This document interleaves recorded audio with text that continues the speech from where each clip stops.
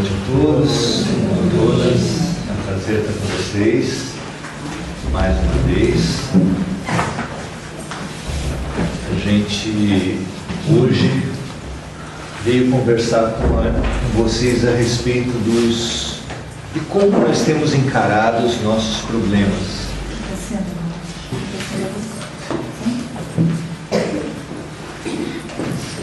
Como nós temos encarado os nossos problemas. Afinal de contas, quase todos nós viemos até uma casa espírita motivados, empurrados pelos nossos problemas, Não varia muito, infelizmente, como Jesus anunciou, nós poderíamos procurar a Deus, procurar o aprendizado pelo amor ou pela dor.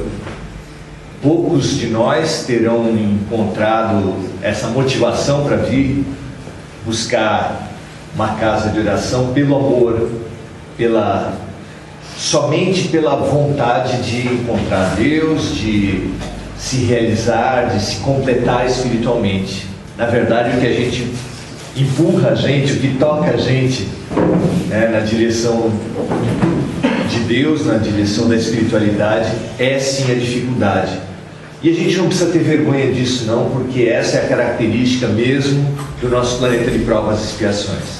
É por isso que a gente acaba vindo para cá, e não é vergonha nenhuma você procurar uma casa de oração qualquer, espírita inclusive, por causa disso. Talvez o problema seja o que a gente faz depois de obter o nosso alívio, É que às vezes, geralmente, a gente se distancia de novo de Deus e só vem procurar de novo quando as coisas complicam, Mas vir buscar ajuda foi até estimulado por Jesus, que disse: vinde a mim, vós que estáis sobrecarregados, porque eu vos aliviarei. Então é para isso que nós estamos aqui, é para servir, para ajudar no que for preciso. Hoje a gente veio falar sobre um livro, Caminho, Verdade e Vida, e abrimos numa parte em que Jesus nos fala uma frase muito singela. Ele fala para a gente que a gente não se perturbe nos momentos de sofrimento, porque o Pai está conosco. E essa situação, essa citação que Emmanuel usa para fazer a gente, para buscar a gente a reflexão, leva a gente a pensar que recursos nós temos quando enfrentamos as dificuldades. Vocês se lembram do... como é que era? Acho que Jogo do Milhão, que tinha na televisão, não é? Um programa de perguntas e respostas. O candidato ia lá responder, quando aparecia uma pergunta que ele não sabia, ele tinha alguns recursos, algumas possibilidades, não é verdade? Se não me engano, ele podia pedir as placas, E podia pedir também auxílio aos universitários, não é verdade? Nós também passamos por dificuldades. Quais são os recursos que a gente tem? Será que todas as pessoas têm os mesmos recursos? Acho que não. Um rico tem a mesma possibilidade de passar pelas dificuldades que o pobre? Depende das dificuldades, Se for uma dificuldade de separação ou de briga conjugal, de conflito familiar, vai ser básica, não adianta ter dinheiro ou não ter dinheiro. Às vezes o dinheiro pode até complicar um pouco mais a separação e as disputas, Mas no geral as pessoas somos todos muito diferentes e temos recursos muito diferentes. A pessoa que está acostumada a mandar e passa por uma dificuldade, ela exige obediência de todos aqueles que estiverem à sua volta. A pessoa que estiver acostumada que com dinheiro se resolve tudo, ele tenta comprar as situações, tenta comprar e exigir. Vocês lembram daquele juiz que há um tempo atrás foi pego numa blitz com o carro sem documentos? Ele estava numa situação difícil. O que ele usou? Que recursos ele teve para enfrentar a sua situação? A autoridade, o poder de mando. Ele estava acostumado com isso e usou do recurso que ele achava, que ele se via disponível. Uma pessoa que acredite muito na beleza e na sedução, O que vai fazer no momento de crise? Aparece um guarda, aparece uma situação qualquer, e essa pessoa vai usar o recurso que ela acha que resolve todos os problemas, que é o envolvimento de sedução. Isso é raro de acontecer? Será que é tão difícil assim? Então cada um usa os recursos nos quais acredita. E isso é muito importante para a nossa reflexão na noite de hoje. Cada um tem como recursos para os seus problemas aquilo no que acredita. Se você acredita no dinheiro, se você acredita na beleza, se você acredita no poder político. No poder político surge aquela frase assim: você sabe com quem está falando? Conta-se que em Brasília parece jogo de truco. Se duas pessoas batem o carro, um sai do carro falando assim: você sabe com quem você está falando? E o outro: e você sabe com quem você está falando? Porque todo mundo tem um padrinho, né? E as pessoas acreditam muito, se respaldam muito no seu poder político.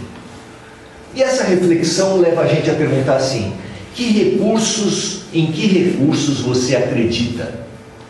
Em que recursos você se fia para enfrentar os seus problemas? É muito interessante pensar a respeito disso, porque já que nós temos em comum entre nós atravessar problemas, nós precisamos pensar que recursos nós temos. Parecido com o jogo do milhão lá, que você precisa saber jogar, precisa saber que recursos você tem. Uma dona de casa resolve fazer uma receita. Já está meio próximo da hora do almoço, ela olha a receita e vê que ela não tem algum daqueles ingredientes. Eu sei que isso não acontece com vocês, né? Mas vamos supor que uma vez ou outra você vai fazer o almoço e não tem um ingrediente. A dona de casa experiente para por aí e não faz nada? O que a gente faz? Dá um jeito, troca uma ervilha por um milho e dá uma adaptada na situação, não é? Às vezes faz uma comida e fica tão boa e você fala assim: nunca mais vou saber repetir essa, porque eu fiz tanta adaptação que todo mundo fala: me dá a receita, e a pessoa: já nem sei o que eu fiz, de tanta adaptação que eu precisei fazer. Na vida, será que é parecido? Será que a gente sempre conta na vida com todos os recursos que a gente acha que seriam necessários para resolver os nossos problemas? Por exemplo, é muito comum a gente achar que tendo saúde o resto está tudo bom na vida, né? As pessoas falam assim: eu peço saúde para Deus na passagem de ano, no aniversário. O que eu peço? Saúde, porque o resto, tendo isso, o resto todo... Até o Bial fala no BBB, né? Saúde e paz, o resto a gente corre atrás, né? O filósofo do BBB. Então nós temos essa oportunidade de pensar com que recursos nós contamos. E é muito interessante, porque sem saber disso, você não joga a vida, você não enfrenta a vida e você não vai vencer os obstáculos. Mas em que recursos você acredita? Pense a respeito disso. Não na teoria, porque na hora de falar a gente é mas na hora de fazer nem sempre a gente obedece aquilo que a gente fala que é o valor. Que recursos você tem investido no seu trabalho para conseguir um cargo, para conseguir um objetivo, para fazer uma coisa? É uma análise interessante, porque assim você vai se conhecer. Você vai entender quem é você, porque aquele juiz, ele se revelou na hora que ele foi pego na blitz. Ele podia até achar que ele não era muito autoritário, que ele não era muito arrogante, mas depois daquela situação, ele deve ter se conhecido melhor. Se você acha que você nunca usaria o recurso da sedução, pode ser que uma situação concreta, um guarda, uma situação que você precise superar, às vezes por um motivo nobre. Então você tem um ente querido num hospital e quer fazer uma visita num horário diferente. E você chega na portaria e a moça fala assim: ah não, moça, agora não é possível, o horário é só tal. E aí algumas pessoas optam por fazer o quê? Ah, querida, olha, eu vejo aqui, estou vendo aqui na fila como você é atenciosa com as pessoas, como você é uma pessoa bacana. Mas olha, eu estou precisando muito, você não poderia dar um jeitinho? Será que a gente não faz uma jogada assim de vez em quando? Por exemplo, você no teu trabalho, você está precisando fazer um cartaz e quer que uma outra pessoa faça por você, tá? Na escola, por exemplo, você trabalha numa escola, te mandaram fazer um cartaz, mas você quer passar a tarefa para outro, você não está muito afim de fazer aquilo. Sabe como é que tem gente que resolve isso? Chega para uma pessoa e fala assim: nossa, você que tem uma letra tão linda. Começa com elogio. Você que tem uma letra tão linda, você não quer fazer isso para mim? Você entende? Nós usamos os recursos nos quais nós acreditamos. E isso, para hoje, o nosso estudo de hoje, é da máxima importância. Por quê? O que Jesus ensina para a gente? E o Evangelho e o Velho Testamento.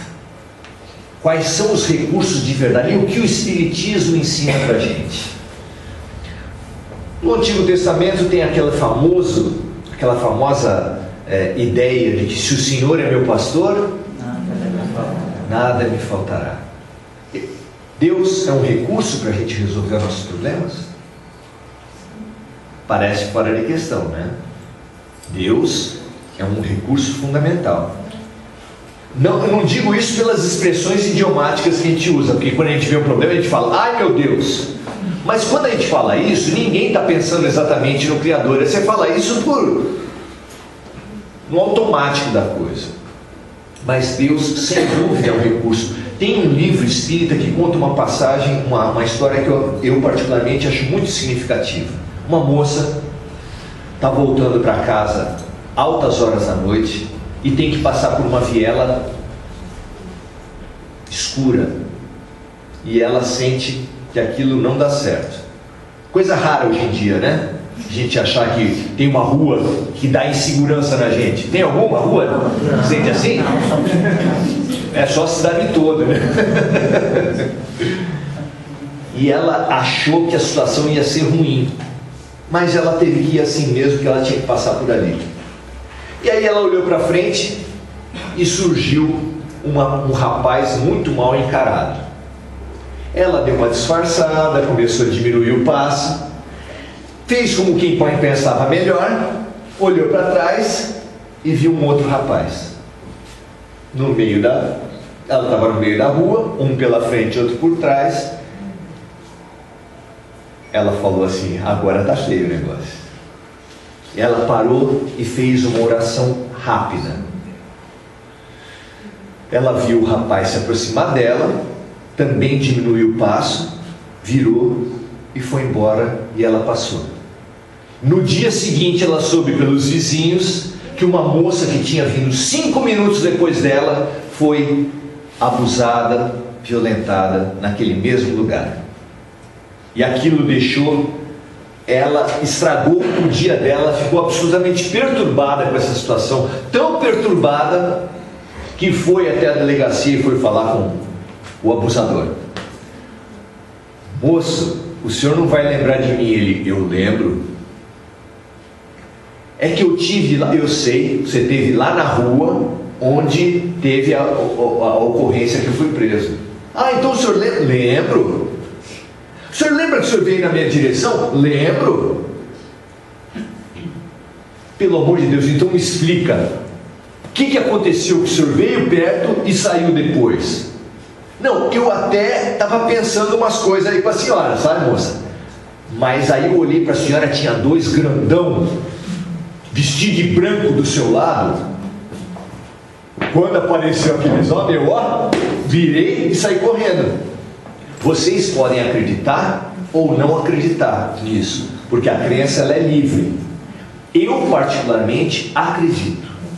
Eu particularmente acredito que no momento, na hora H, se você der chance, a ajuda vem. Porque, como também diz no Velho Testamento, todo bem vem de Deus.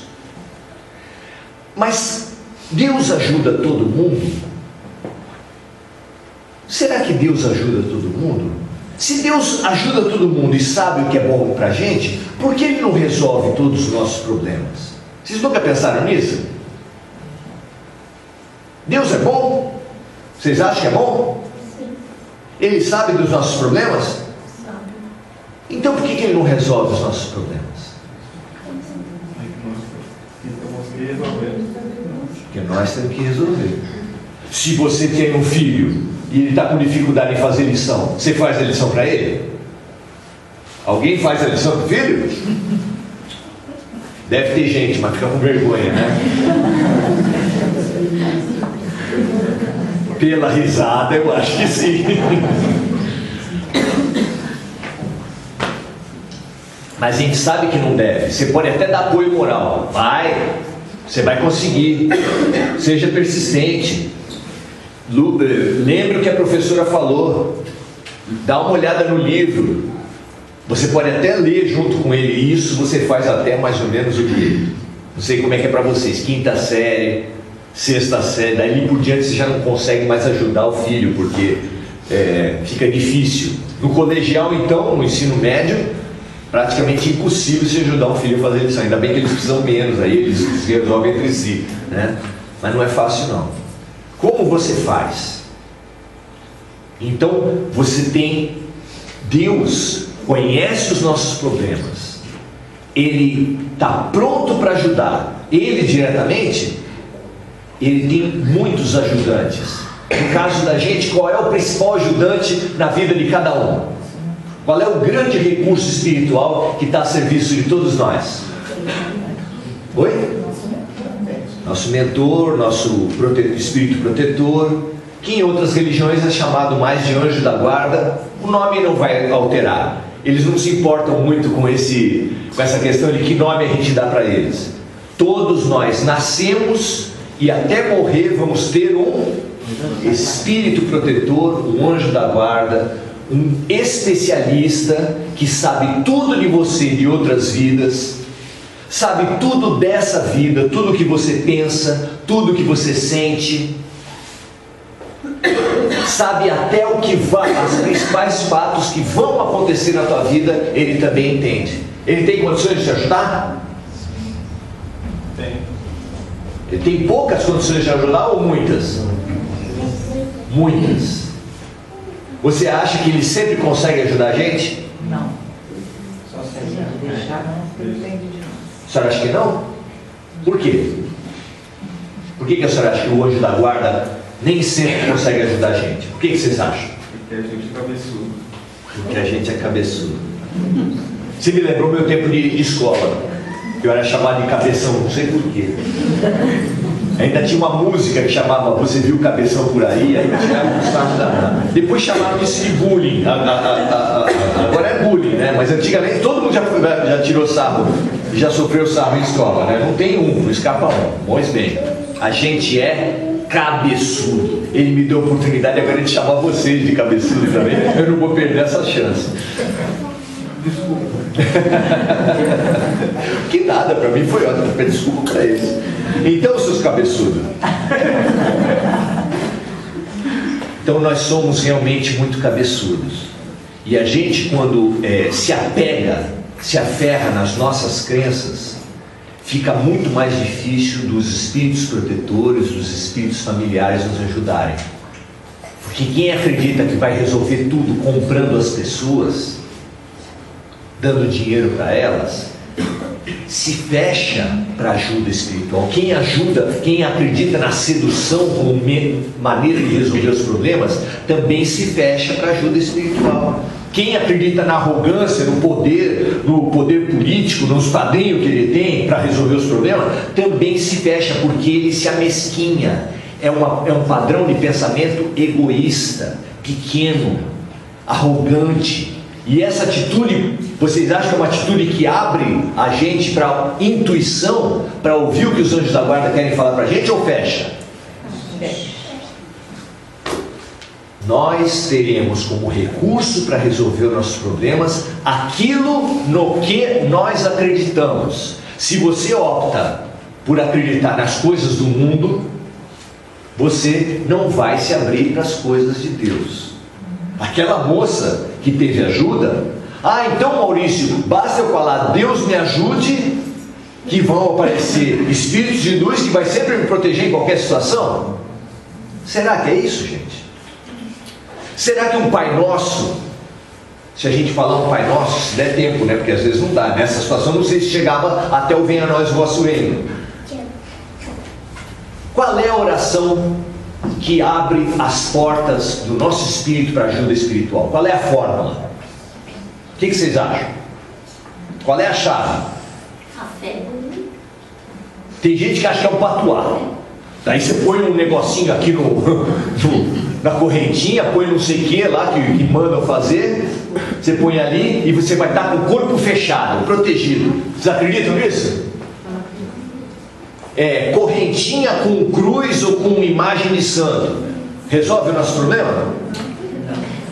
Ih, caramba, então tá meio complicado. O que abre a nossa vida para ajuda espiritual? A fé. Pois é. Então, a oração resolve?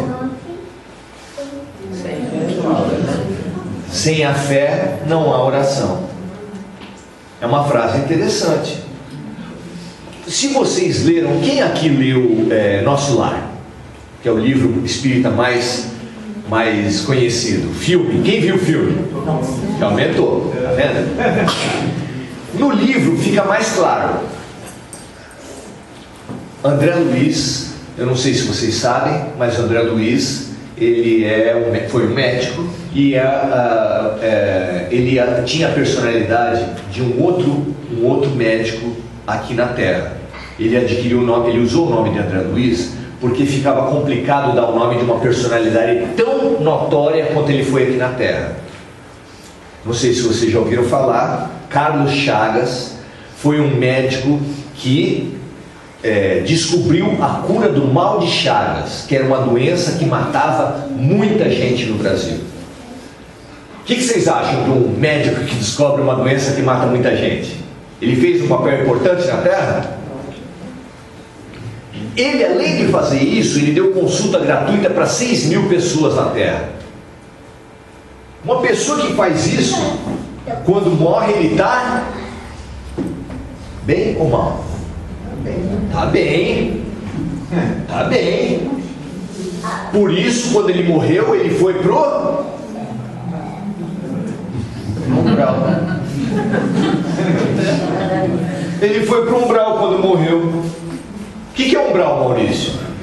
Algumas pessoas acham que umbral é o inferno do espiritismo, mas não é verdade. O umbral é uma passagem. Antigamente a gente usava isso para falar umbral da porta. Então o umbral da porta é praticamente um batente. Você vai passar de lá para cá, você está passando pelo umbral da porta.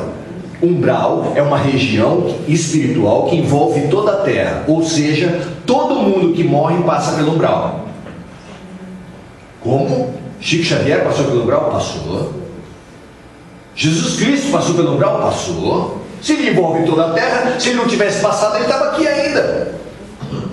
Envolve toda a Terra. Agora, o espírito de luz, ele passa pelo umbral assim, ó. Quando você pensou, ele já passou. Já os menos capacitados, os menos habilitados, eles ficam lá. Carlos Chagas, ou André Luiz, ficou lá 8 anos. 8 anos no umbral. Por que será que ele ficou 8 anos no umbral? Sabe por quê? A história conta, especialmente no livro fica mais claro, que ele tinha ainda uma mãe de alta hierarquia espiritual. E sabe o que fez essa mãe quando ele morreu? O que qualquer mãe faz quando o filho morre. Quando o filho está em dificuldade, a gente faz o quê? A gente quer fazer o quê? Está junto dele, está do lado dele, ajudar de qualquer forma. Sabe onde estava a mãe de André Luiz quando ele morreu? Do lado dele. Sabe o que ela conseguiu? Nada. 8 anos do lado dele e ele nem ouviu, nem viu, nem sentiu a mãe dele. Não é uma coisa surpreendente? Carlos Chagas,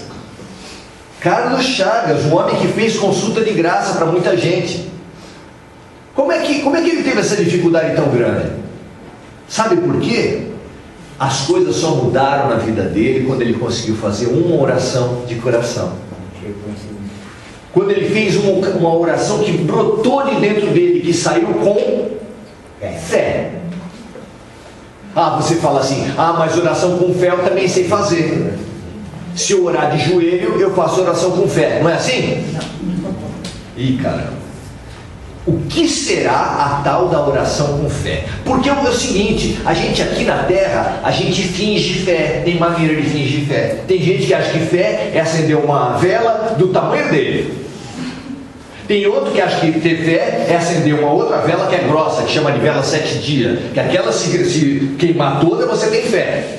Tem gente que acha que fé é subir o Monte Serrat de joelho. Isso é ter fé. Tem outro que espalha brasa no corredor e anda descalço em cima dessa brasa. Isso é ter fé. Deus do céu, o que é ter fé? O que é ter fé? Ler, saber versículo e capítulo de passagem do Evangelho, citar, né? Citar e falar capítulo e versículo, isso é ter fé. Gente, o que é, afinal de contas, ter fé? Ter fé é confiar que não cai uma folha de uma árvore que não seja pela vontade de Deus. E qual é a primeira coisa que ocorre para todo aquele que sofre? A dúvida. Puxa vida, tanta gente para acontecer coisa de ruim foi acontecer comigo. Às vezes a pessoa sai de uma casa espírita e é assaltado na esquina, fala, pô, eu vou sempre ali nos semeadores, e aí foi acontecer comigo. E ele duvida. Se você teve um filho autista, se você tem uma dificuldade, você acaba duvidando. E na oração de São Francisco de Assis, o oposto da fé é onde houver trevas, que eu leve a luz, onde houver desespero, que eu leve a esperança, onde houver dúvida, que eu leve a fé. O oposto de fé é a dúvida. Você duvida da justiça de Deus. Você acredita realmente que a dificuldade que você passa tem um sentido exato? Tem uma razão precisa? Para que serve o sofrimento? Para Deus punir a gente, não é verdade? Isso é o pensamento de outras religiões que a gente traz às vezes para o Espiritismo. Não há punição. Mas o que é o karma então? O karma é a consequência das tuas decisões. Não é um Deus que está lá, condutor de cavalo, que dá uma chicotada cada vez que um cavalo sai da linha. É só uma consequência. A pessoa fumou a vida inteira e vai morrer de AVC no final da vida. Foi Deus que puniu? A pessoa armou uma rede de mentiras, de inveja em volta da vida dela, e ela acabou ficando sozinha, ninguém confia nela. Foi Deus que puniu? Uma mulher quer muito engravidar nessa vida, e na vida passada ela abortou muita gente, ela não consegue engravidar nessa vida. Foi Deus que puniu? Não, gente. Um homem agrediu muitas mulheres em várias vidas, e veio nessa vida na condição de mulher. É punição? Foi Deus que puniu? Não, Deus está tentando trazer para a tua vida um chamamento a um aprendizado. Você acha que o homem é melhor que a mulher? Então seja mulher para ver. Vai vender como mulher então. Você é rico? Oprimiu os pobres? Venha, pobre, para entender como é que é a situação. Não é punição, é porque ele não foi capaz de, pela solidariedade, pela fraternidade, aprender a valorizar a pobreza, aprender a valorizar o sexo oposto, aprender a valorizar a pessoa de uma condição racial diferente. Aí ele vem naquela condição para aprender aquele outro ponto de vista. É sempre um convite ao aprendizado. O Deus de amor de Jesus não é o Deus punidor de Moisés. É uma elevação, é uma um aumento para a nossa compreensão. Nós podemos ver diferente, mas para nós recebermos então a ajuda que os céus, que o nosso anjo de guarda, que os nossos espíritos protetores estão querendo nos dar, nós precisamos dar condição de trabalho para eles. Eles deviam fazer greve na Paulista com o sindicato dos anjos de guarda. Nós precisamos dar melhores condições de trabalho. E o que é a grande condição de trabalho para um pai ou para uma mãe? O que um pai e uma mãe precisam de um filho para eles poderem ajudar os filhos? O que falta para um filho para ele receber a ajuda de um pai e de uma mãe? O que geralmente falta? Vocês, por exemplo, já devem ter muito passado por aquela situação de o filho chegar, sentar, olhar no olho de vocês e falar assim: pai, mãe, me dá um conselho. Vocês tiveram muitas dessas situações? Levanta a mão quem teve. Olha, já é alguma coisa. 3 pessoas em 50 dá mais ou menos 6%. Quantos de nós realmente dão uma abertura para falar com o anjo de guarda e falar assim: pai, mãe do céu, o que significam essas dores? O que Deus está querendo dizer comigo através desse sofrimento? Será que a gente faz muito isso? Nós precisamos entender as nossas dores para poder superar. Quando a gente entende as nossas dores, a gente consegue se transformar. E como fazer isso? Através da lei da sintonia. Você hoje à noite está sendo convidado para conversar com o teu anjo de guarda antes de dormir. Quando você dorme, você tem um desprendimento espiritual temporário, e nessa condição você é muito mais sujeito à intervenção dos espíritos de luz, e eles vão chegar perto de você e vão dar ajuda possível. Possível para quê? Para eles, porque eles não podem? Não, possível porque você não dá ouvidos. Como disse Jesus, nós teremos ouvidos e não ouviríamos, teríamos olhos e não veríamos. E é para hoje também. Hoje à noite a gente pode adquirir um pouquinho de ouvido e um pouquinho de olho de ver. Isso depende da sua sintonia. Você sabe fazer uma oração de coração? Se você souber, você não vai precisar esperar 8 anos para ter uma resposta das suas dores. Se você não aprender, se você não souber, você vai precisar sofrer bastante, até que a dor obrigue você a aprender a fazer uma oração de coração, humilde. Não é uma oração assim: pai, me dá assim um emprego bom com bastante dinheiro, me dá o prêmio da Mega Sena, e tira a sirigaita para quem quer namorar com meu filho, transfere de sessão o cara que está disputando o cargo comigo, dá uma viagem bem longa para minha sogra.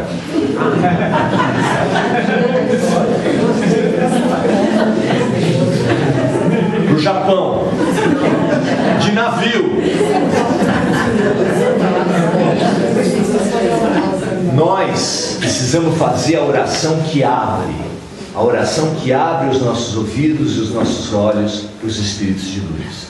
E essa oração é oração de coração, é oração humilde. Paizinho, mãezinha do céu, eu aceito, eu tenho certeza de que não cai uma folha de uma árvore que não seja pela vontade de Deus. Eu tenho certeza que todos os meus sofrimentos, todinhos, têm um significado profundo. Eu tenho certeza que esse significado é para o meu bem. Só que eu não estou entendendo nada. Eu não estou entendendo porque eu estou sofrendo. Me ajuda a entender. E aí eles têm 1000 condições no desprendimento espiritual de pegar você, botar no colo, fazer um carinho, como uma mãe faz, e explicar. Como a gente fazia, pelo menos eu fiz isso quando eu teve que tirar a chupeta da criança, do meu filho. Aí dá o quê? Choro, né? Parece que o mundo está acabando. O choro é um choro só faltou vir conselho tutelar na minha casa. Era um choro, certo? Aí eu peguei e fiquei fazendo o que eu aprendi. Tá passando, já passou. Tá passando, já passou. Dei colo, dei carinho, falei com um tom de voz muito tranquilo para ela, para minha filha. Tá passando, já passou. Você vai receber o melhor colo o melhor carinho e a melhor orientação. Se você souber fazer uma oração de coração, se souber fazer uma oração de fé. Obrigado, gente. Obrigado. Oração,